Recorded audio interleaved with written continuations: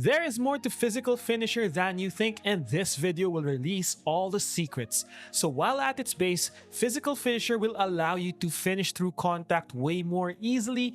There are other benefits to physical finisher that you might not be aware of. More importantly, your physical finisher activations have been hindered with how you traditionally use layups. So in this video, we're gonna break everything down. So physical finisher by definition improves a player's ability to battle through contact and convert contact layups.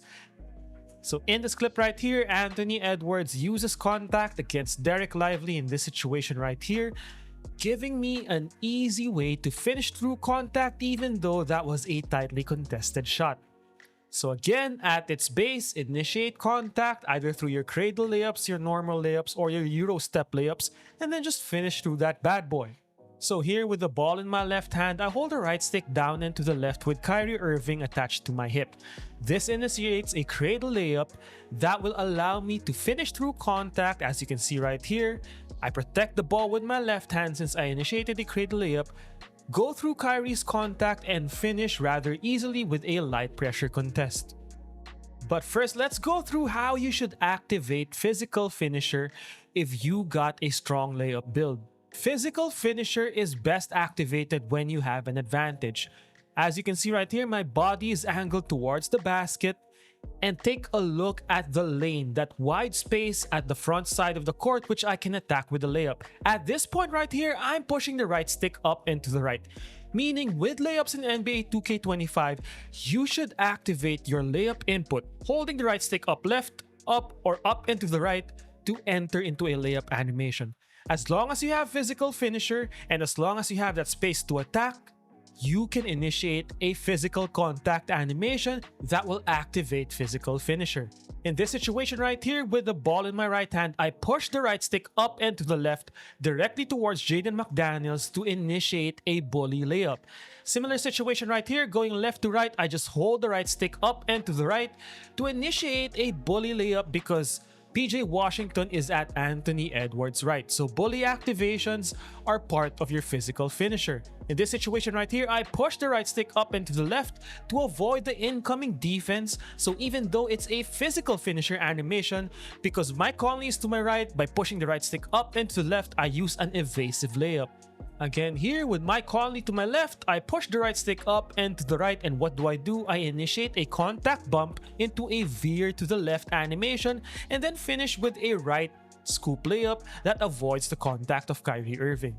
And one important point about physical finisher is you should be activating your layups as soon as you have a lane and an advantage. Take a look at this situation right here. I'm already pulling the right stick up and to the right at the 3-point line, making sure that the game knows that I'm inputting a layup animation and trapping Kyrie Irving into a physical finisher contact animation. It's the same principle that we use with Julius Randle right here.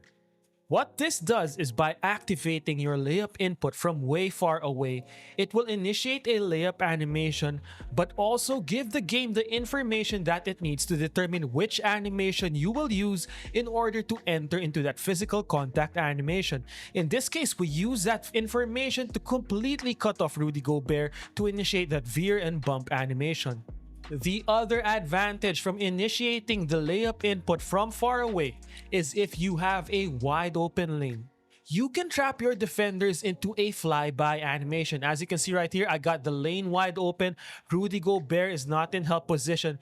That is a Rudy Gobert with a high badge level of paint patroller and interior defense. And just take a look at how we can make him fly by activating the right stick layup input animation at around the 3-point line. Force him into that contact trap. This is similar to what I would call a contact dunk, but in this case, you are entering a contact trap animation for layups.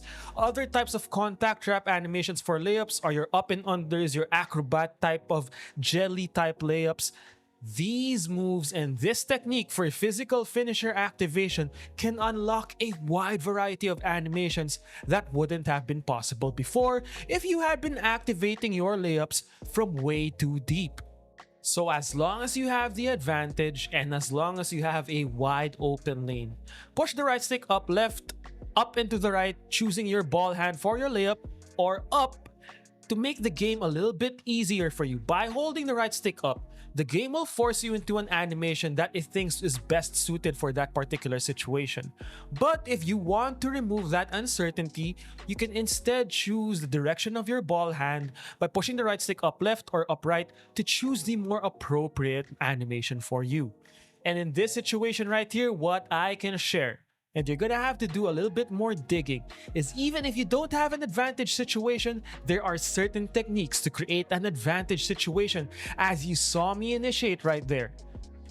This new way of activating physical finisher will revolutionize the way you attack the paint, the way you create dynamic contact animation options, and give you way more animation variety.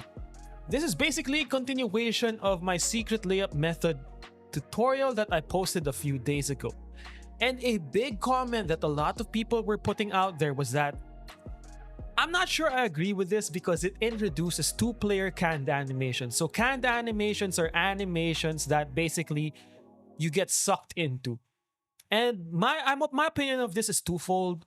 One, the game still cannot map out physical contact animations without having to rely on two-player animations. I think 2K25, like 2K24 and 23 before it, is doing a bit better of a job to make sure that you can break out of certain trap animations. But as you can see right here, there are still situations where two-player animations and canned animations are necessary, and so long as you can still choose the inputs in which you can determine whether you're finishing with your left hand, your right hand, or using contact to shield the ball away from your defender, in principle, I'm okay with it because you can also do contact dunk animations, which in my opinion play out in a similar way. The other reason why I'm okay with it is because you can still defend this. And if you know what to do on defense, you can still defend it pretty easily. Most of these activations are because I've spaced the floor out and make sure that there's nobody directly in front of my path towards the basket when I input my layup animation. So, make sure you stand in front of your defender, put yourself between your opponent and the basket, and make sure you try and kill those physical finisher animations. Of course, you're gonna need your ratings, your badges, your physicals, but if you play sound fundamental defense and help defense to eliminate certain lanes, that is the way to counter this offensive technique. And it's not necessarily an overpowered mechanic, but a lot of people don't realize that you can enter into these different types of animations that can get you into trap animations or contact animations that will allow you to finish tough layups pretty easily. So there you have it, physical finisher.